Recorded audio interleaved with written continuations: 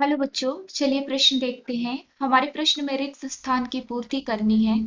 प्रश्न है, ग्रीष्म ऋतु में जंतुओं की निष्क्रियता खाली स्थान कहलाती है। आइए समझते हैं। बच्चों, सर्वप्रथम हम अपने प्रश्न की मुख्य अवधारणा देखेंगे। मुख्य अवधारणा हमारे प्रश्न में पूछा गया है कि जंतुओं में जो ग्रीष्म काल में निष्क्रियता पाई जाती है उसे हम क्या कहते हैं। आइए लिखते हैं। ग्रीष्म ऋतु ऋतु में जंतुओं की निष्क्रियता निष्क्रियता क्या कहलाती है।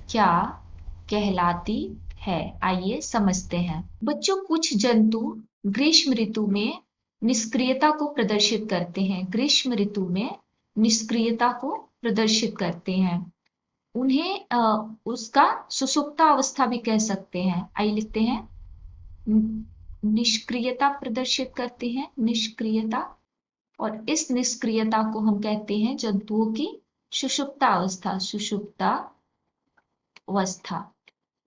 इसमें जंतुओं का जो शरीर होता है वो क्षीण काम करता है, यानी बहुत कम काम करता है। शरीर क्षीण क्रिया करता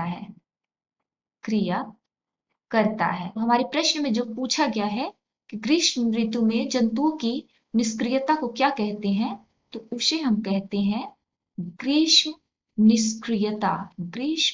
निष्क्रियता, जिसमें जंतुओं का शरीर जो होता है वो क्षीण क्रिया करता है। अगर हम इसके उदाहरण देखें बच्चों, तो जलीय जंतुओं में हम देखें तो मगरमच्छ, कुछ घोंघे या कुछ मछलियां ग्रीष्म निष्क्रियता को प्रदर्शित करती हैं। मगरमच्छ, घोंघे या कुछ मछलियां इस ग्रीष्म निष्क्रियता को प्रदर्शित करती हैं।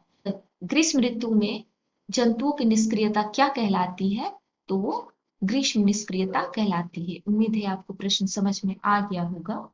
धन्यवाद।